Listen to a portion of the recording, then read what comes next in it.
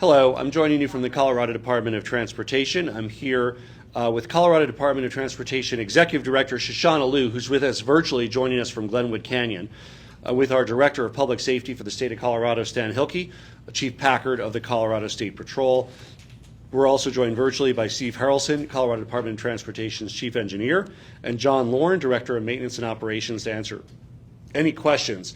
I too was supposed to be joining folks in Glenwood Canyon today, but the choppers we were going to fly to do the aerial surveillance and can't fly right now because of hail and rain in the immediate area. I hope to be able to personally surveil the damage in the coming days or week. I was hoping to do that today. This is a big deal, what's happening with the mudslides in Glenwood Canyon. We all know Glenwood Canyon. It's majestic, beautiful, and of course, a critical transportation route for our state, for commerce, for trucks, for tourists, for Colorado residents to access beautiful western Colorado. And when it comes to infrastructure, there's few parts of Colorado that are as important as the Highway 70 corridor. Given the historic wildfires that we experienced last summer, the three largest in the history of our state, we knew that we would see the severe impact that burn scars and debris can have on a landscape. In recent weeks, we've seen that near Fort Collins, where 3 people tragically lost their lives. Now, parts of Boulder County yesterday, and now here through Glenwood Canyon. Just to put in perspective the rain that we've been having, average monthly rainfall for Glenwood Canyon is 2.4 inches in July for the entire month. We had 4 inches drop in 5 days. So unusual monsoon rains on top of the burn scars and debris from the fires is the recipe that has led to the extensive damage and closures. Now, we all know over the last 5 weeks there's been intermittent closures. There's been debris slides. We've cleaned them up as quickly as we can, and I want to thank the Colorado Department of Transportation and their hard work. The men and women who went in there, got it open several times already. We now have even more extensive damage, including significant structural damage to the I-70 viaduct in multiple locations in Glenwood Canyon. We'll show a video in just a moment. And the monsoon weather patterns mean this threat is ongoing. Today's hail and rain could potentially lead to additional slides, and we're not out of the woods yet with regards to additional damage. We are taking immediate action to clear the damage, to rebuild as soon as possible. CDOT is working around the clock to clear the debris. One thing you'll hear is we won't be fully aware of the extent of the structural damage until some of the debris is cleared. There are areas that are under 10 feet or more of mud at this point, and until that can be removed, we won't know the exact state of some of the highways and access roads. This is another important reminder of the role fire mitigation plays in preventing devastation. Devastation is not only about the fires, it's about what comes next. It can affect water quality, can affect our roads, can affect loss of life. And that's one of the reasons this legislature and us have moved with $25 million for targeted wildlife risk mitigation, the purchase of a new Firehawk helicopter to respond quickly. We're putting funding towards forest restoration, wildfire risk mitigation, bolstering the Colorado Water Conservation Project, and much more. We're also working closely with our partners in the federal government to make sure that across all levels of government we can coordinate our response. I recently had the opportunity to join President Biden with other governors and key federal leaders to talk about wildfires in the West. And we also joined Secretary of Agriculture Vilsack recently to tour the Cameron Peak fire burn scar. And we had very effective conversations with him as well about that. I know this closure has a big impact on Colorado, on many Coloradans who utilize this corridor as a major passageway in their daily lives, to enjoy their weekends, to support their families through the tourism economy. And I can assure everyone that the Colorado Department of Transportation is doing everything in our power to reopen as quickly as possible. As we speak, we're preparing the paperwork for a state emergency disaster declaration. We are also beginning the process of the federal Stafford Act declaration, which needs to be done properly to meet the requirements of the Stafford Act. Highway 70 is an important interstate traffic corridor, a key artery for the economy of the entire western United States. We have some aerial drone footage I want to share with you, and we'll put that on the screen now. Thank you.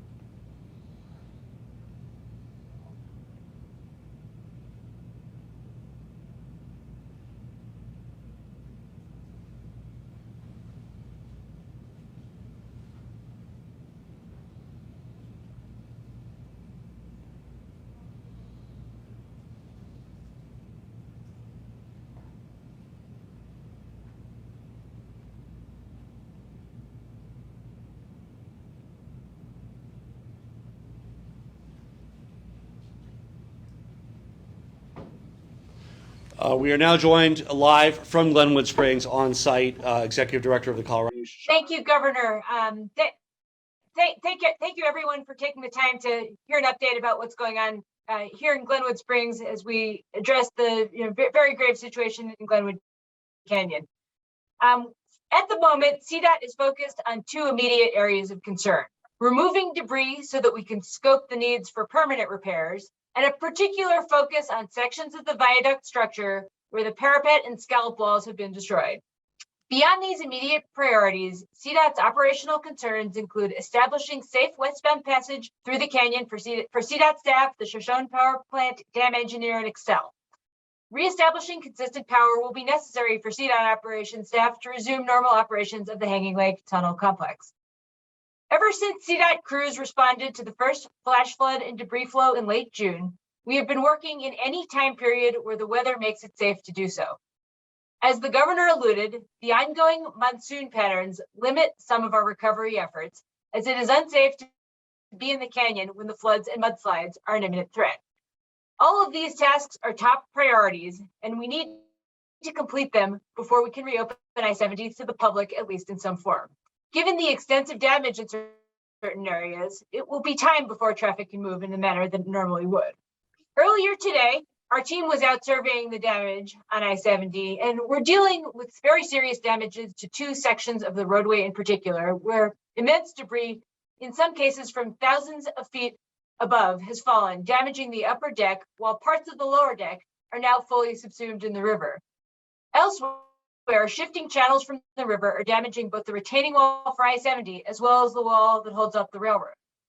In walking on some of the most damaged debris fields, just to give you an example, we found these three rock specimens, which give you a sense of what's going on. What you're seeing here is quartzite, granite, and limestone from three distinct strata on the canyon. And as folks know, Glenwood Canyon documents millions of years of geology and is comprised of thousands of feet of rock layers. And the fact that these samples are all coming together in the flow pattern just shows you how quickly the debris is moving.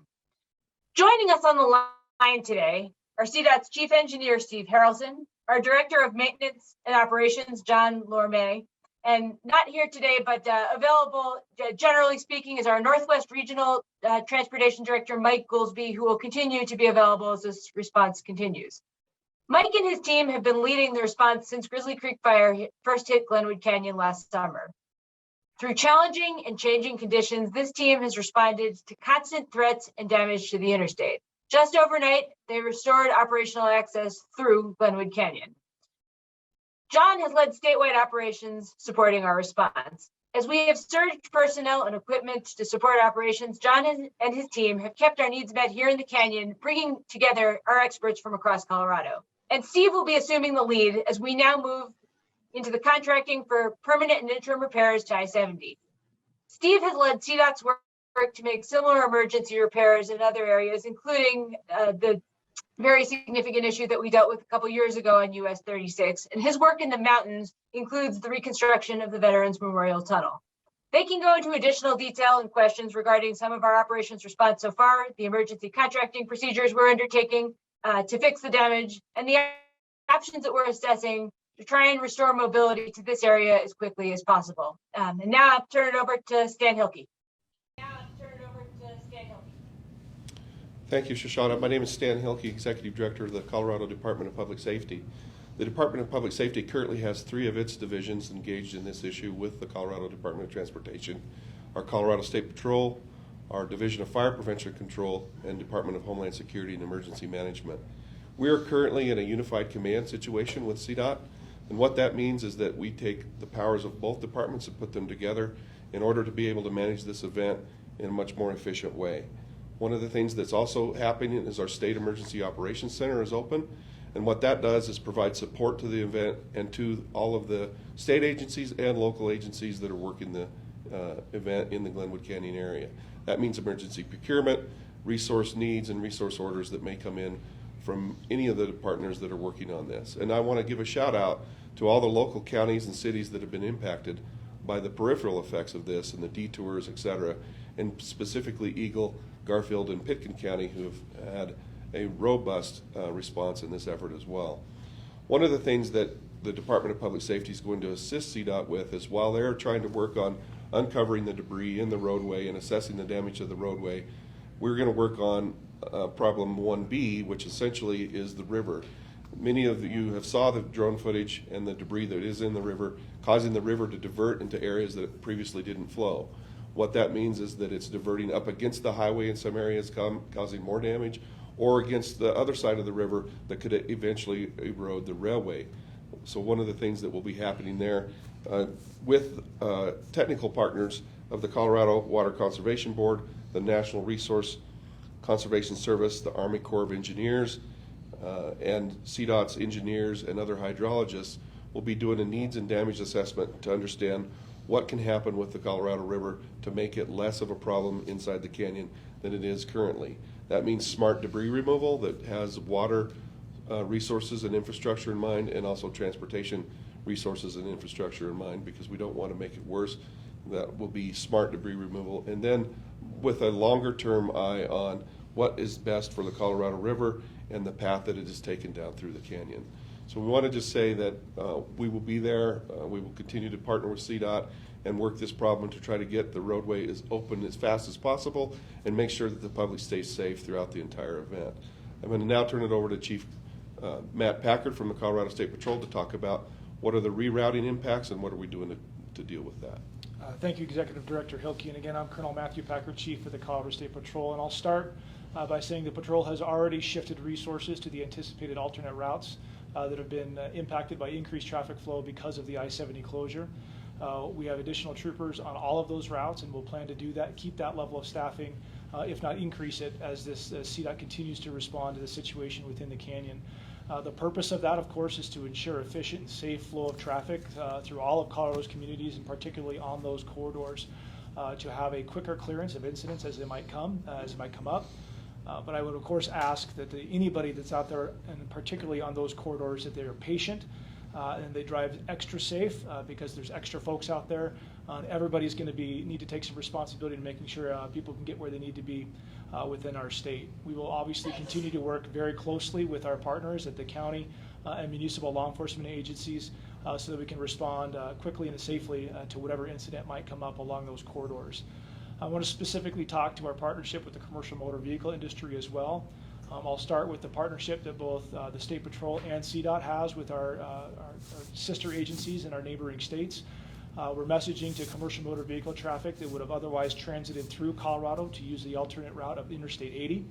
And for those trucks and the CMV traffic that comes into the state, we'll use our ports of entry and our partnerships with the industry specifically to direct them to those alternate routes so that they also can transit safely. I'd also like to speak specifically to our recreational traffic, particularly those folks that are towing fifth wheels and trailers and other things, that I'd ask that you check your routes before you leave for your journey to enjoy beautiful Colorado. Make sure those things are open and there are no restrictions that might limit your ability to cross over some of particularly Colorado's mountain passes. I would ask that you stay on the state highway system wherever you possibly can, and we'll do our best to keep those open for you so that you can transit safely. Specifically, our staffing will be increased on Highways 13, Highway 40, Highway 131, and Highway 9 to the north of the I-70 closure, and on the south side, Highway 82, specifically over Independence Pass, Highway 50, and Highway 285. But again, the key to our success will be for everyone to please be patient and do your best to travel safely. Thanks.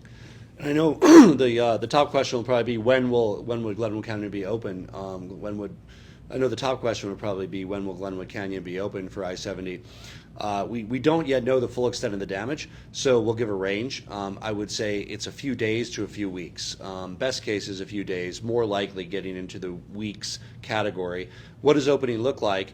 It would be one lane of traffic each way. And it's my hope and my directions to Colorado Department of Transportation to get it open as soon as possible. That is also dependent on future weather. As long as there is heavy rain and hail in the area, we are unable to safely conduct the operations needed to remove the debris. So those will resume. We'll have more information as soon as it's available, but expect a closure for days to weeks, and then expect a reopening as quickly as humanly possible with one lane in each direction. Questions? And then the next question after that was the top question. Yeah. The next question is, can anything be done to slow these debris flows in the immediate future or in the months? Yeah. So medium and long term, there can be. Short term, there's really no opportunity for vegetation or replanting to gain hold. We have to make it through this monsoon season. Once the freeze hits, it's less likely to be a dire situation. But we still are not out of this yet. So we need to watch this closely for the next few weeks, month, and it could get worse. Governor Polis, when you saw that drone footage, you were describing Glenwood Canyon as beautiful. You see how it looks like now. What's your reaction to that? Well, it's shocking for somebody who's driven through, dozens, if not hundreds of times throughout my childhood, through running for governor, through serving as governor. It really is difficult to see what's happening there. It reminds me of my personal experience of the 2013 flood, which really affected the area I live in Boulder and in Berthoud. Destroyed our basement. I remember having to walk up to my parents' property. The road was washed away at their house. And so, in many ways, it's kind of a flashback for some of that. On top of that, this is a major transportation artery. So on top of the people who live there and the recreational use, this is also disruptive to trucking and commerce and the flow of goods across Colorado, which is why yet another reason why we need to get this fixed as quickly as possible. Governor, and this is more a question, I think, for CDOT than anything else. You mentioned Highway 50 as one of the detour spots here. Highway 50 is closed Monday through Friday. It's only been open on the weekends because of construction. Is there any thought to postponing some of that work and allowing the road to stay open more so that it can be a more useful detour, given that there's also road construction going on Ravenier's Pass on the north side? Let me see if Shoshana Liu can address that.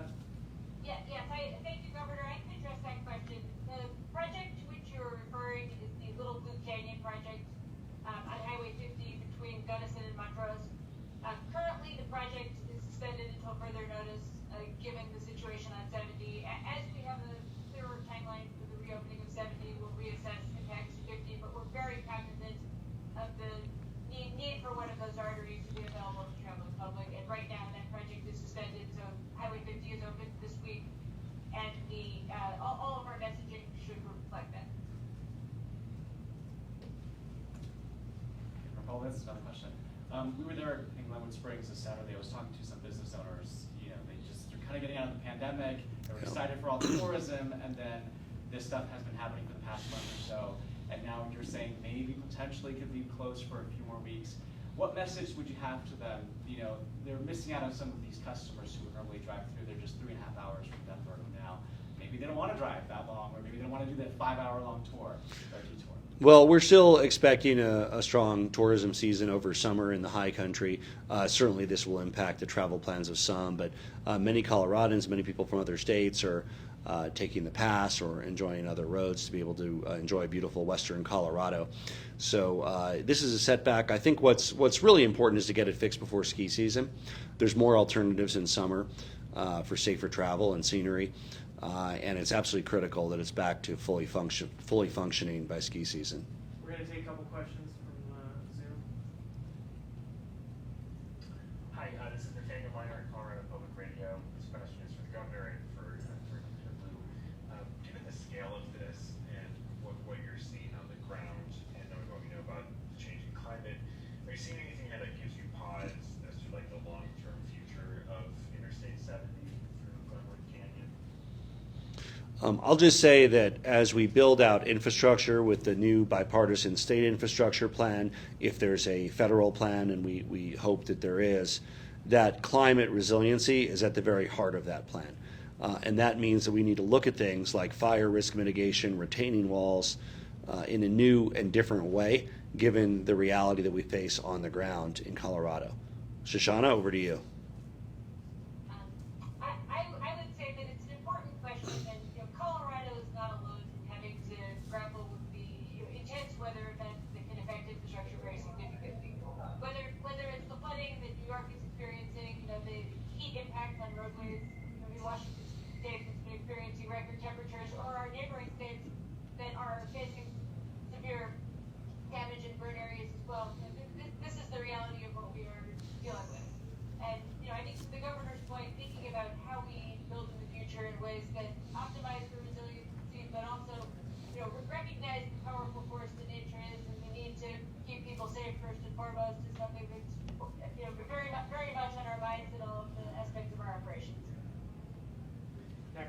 phone. Hello?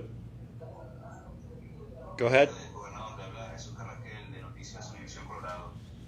¿Puedes decirnos quizás cuál es la situación actual de los deslizamientos y las inundaciones a través de la I-70 y qué está haciendo para reabrir esta interestatal? Sí. Ahora algunas partes de 70 están cerradas porque es muy peligroso y todavía no sabemos qué es destruido y no, porque todavía es cubierto con unos 10 pies o más de piel. Y necesitamos repararlo, pero todavía hay nieve allá en este valle.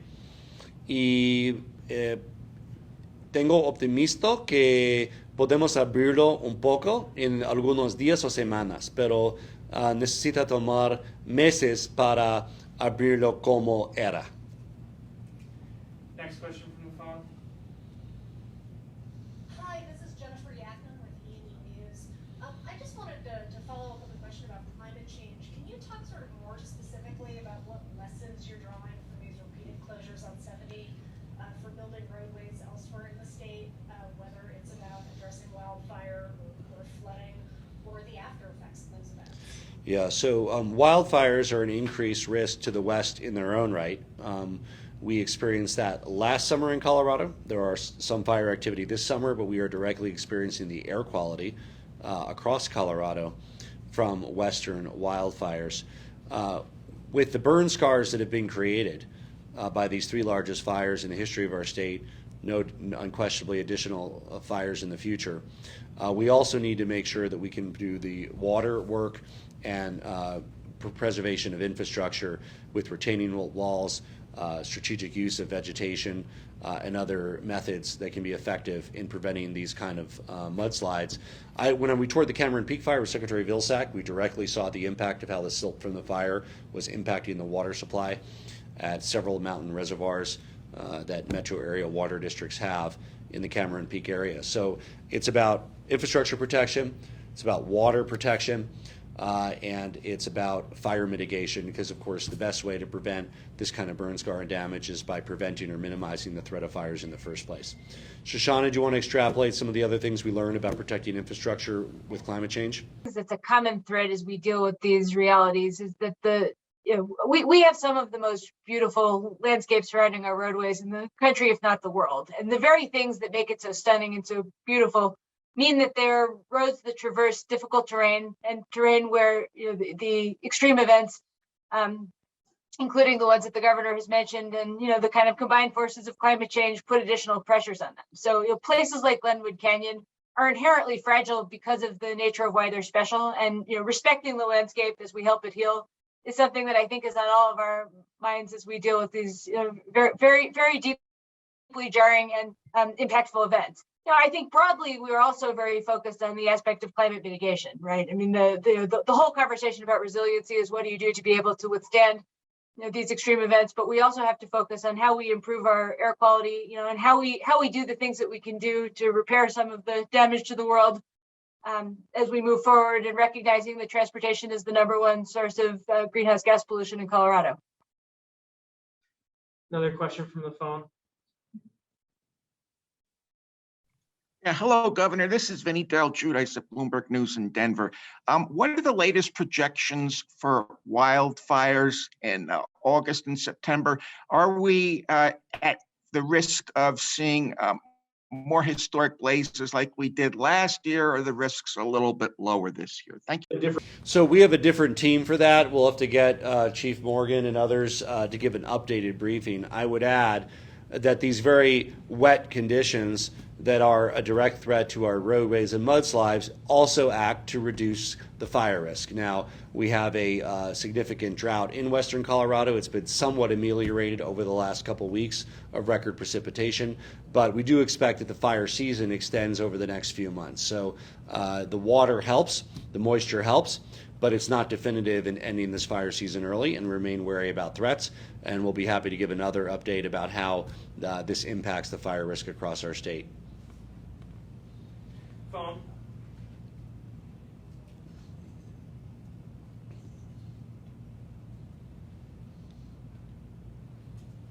go to the next person on the phone. Hey, Governor, could you talk a little bit about beyond this year? You know, I think both CDOT and outside experts have said, hey, this is going to be with us for a few summers, most likely. What's your understanding? Is this going to be a diminishing threat in terms of severity next year and the year after and so on? Or is this, are we in for a wild ride again next year? Yeah, I want to highlight the really almost unprecedented amount of precipitation in a short period of time. The average monthly rainfall for the entire month of July in Glenwood Canyon, 2.4 inches. We had nearly twice that rainfall over 5 days. So it was a combination of the burn scar and the threat of the mudslides with a record amount of rain in a very short period of time. So there are greater uncertainties around climate, and I think we're all uncertain as to whether these monsoon rains occur larger and quicker, coupled with prevailing drought over the rest of the year. We simply don't know in what direction the climate is changing. But this particular event was a combination of those two. There likely would have been some degree of road closure, as there has been when there are mudslides and regular precipitation. But as you know, Colorado Department of Transportation usually cleared that up within a day or so. This level of damage is a direct result of the high level of rain that has occurred, coupled with the burn scar. Would just reinforce that the amount of rain we've seen, to the governor's point, would have created flooding issues irrespective, but they are much worse because of the previously accrued damage due to the fires. We are also seeing flooding in areas on the roadway that have not had the level of fire damage that Poudre Canyon or Glenwood Canyon have, but the destabilization of the material due to the fires just makes the impact, to the governor's point, that much worse. But again, I think when we think about future years, recognizing how out of the ordinary this year is in terms of sheer amount of rainfall is important. Next question from the phone. Governor Scott Cunnin from the Aspen Times. For CDOT, in the short term, is there any plan for maybe getting traffic one way through the Narrows on Independence Pass, Highway 82? And Governor, in the longer term, are you looking at any kind of upgrade to the Cottonwood Pass between the Roaring Fork Valley over to Gypsum? So on the immediate question, it's best for Chief Packard, and then on the Cottonwood Pass, we'll go to Shoshana. Thank you, Governor. So our plans right now in addressing the traffic on Highway 82, of course, is to strongly message for recreational traffic and commercial vehicle traffic to abide by the length and width restrictions that go over that pass, so we can keep traffic flowing in both directions to keep feeding all the communities on both sides of Independence Pass. And I think that probably addresses 82, and I'll turn it over to Executive Director Liu. Sure. With respect to Cottonwood Pass, as folks I believe know, that's currently a county road and not a state facility. That said, we understand that it is one of the most efficient alternate routes available, and I think there's a long-term conversation about the viability of that route and how it plays into our discussions about sort of future transportation that will be part of the things that we look at moving forward and looking to the long term. But right now we're focused on the immediate things that we need to do to get through the next few weeks and keep traffic moving as efficiently as possible under the circumstances for right now. Next question from the phone. Hi, this is Shannon from the Colorado Sun. Even though you're still evaluating the full impact, do you have a sense of what it will take to fully rehabilitate the highway? And how would a state disaster declaration and the federal declaration help that effort? So we're preparing the state declaration as we speak. The federal Stafford Act declaration includes enhanced use of federal resources for helping to repair this artery, and we do believe we meet the criteria. We have to check the boxes and fill that out. Our goal is to safely reopen it as quickly as possible. It's likely to reopen in a limited capacity in a matter of days to weeks. We don't yet know the full extent of the damage because there are areas of the highway that are covered by 10 feet or more of mudslide currently, and we've had to suspend the mud clearing operations during the additional rain and hail that make it unsafe for equipment and CDOT workers to be in there doing the work. And so it requires decent weather to be able to do the work, and we're hopeful that the weather will improve over the next day.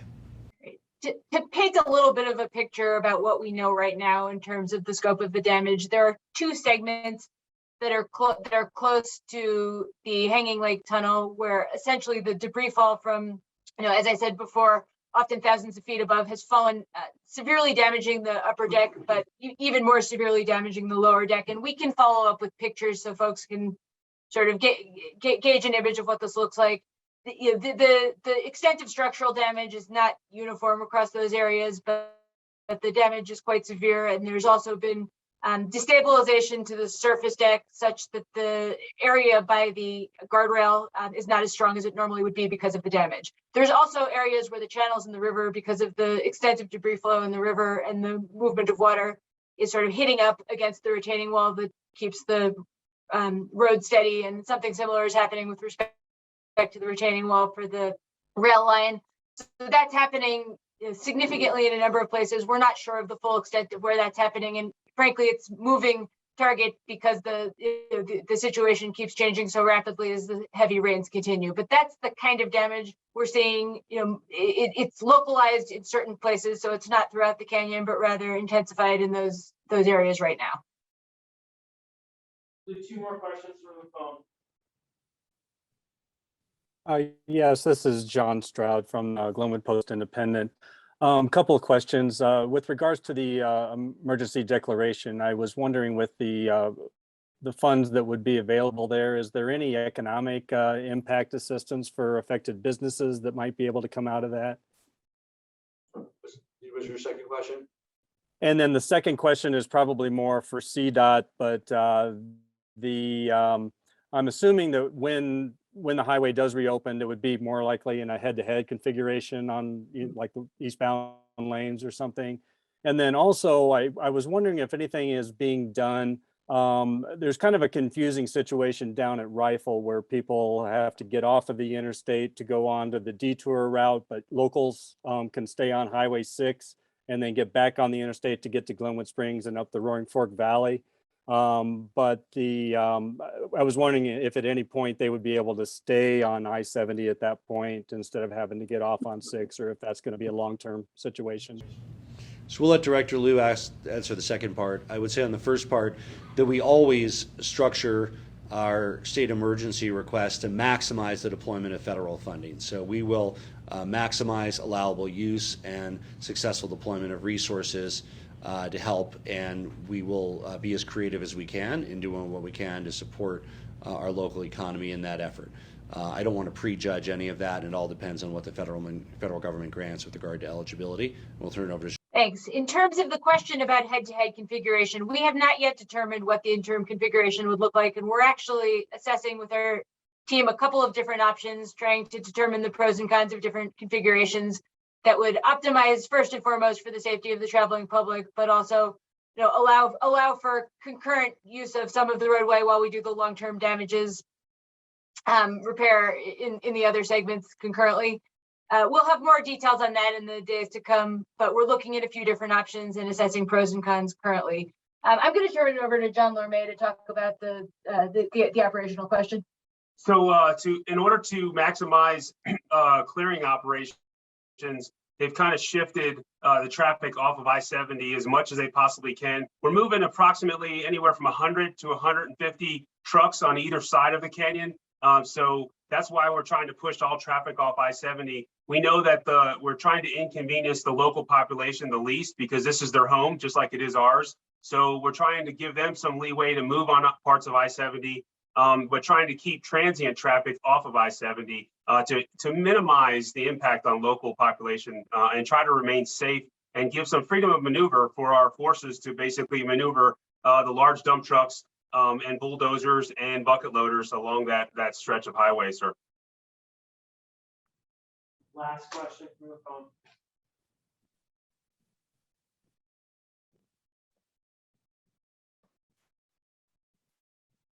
Just a quick, sorry. I'm sorry, this is Dennis Webb from the Grand Junction Sentinel. Thank you for doing this. I'm just curious, understanding it's really early days yet, if you're looking at the impacts right now from a cost perspective, are you already looking at millions of dollars, potentially tens of millions of dollars? What are you kind of eyeballing there? I hesitate to give a number ahead of the full damage assessment. Our current assumption would probably be tens, but we will know more in the days to come. The other thing we're looking at is the initial investment that will be needed to do the interim repairs needed to get people back on the road as quickly as possible versus the long-term repairs. And obviously the former will be known a little bit ahead of the latter as we do those short, medium, and long-term assessments concurrently. If I may quickly address a comment that's in the box, I think it's been answered via text, but yes, we will make both drone footage and still shots available so folks can see the extent of the damage.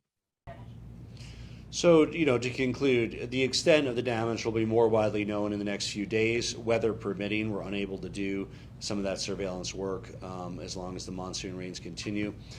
Expect that the closure will be days to weeks. We'll have a better sense of that within the next few days.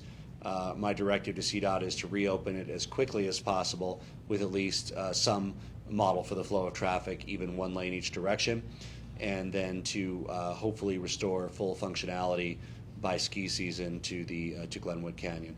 In the meantime, there's alternative routes being made available. Colorado State Patrol is doing a great job doing that. Other projects have been suspended to make way for those traffics. Our message to those considering visiting Colorado is Western Colorado is great. Please visit it, enjoy it this time of year. You can make alternative arrangements in and around to get to where you need to go. And we look forward to helping you do that as well. And I want to thank you for joining us.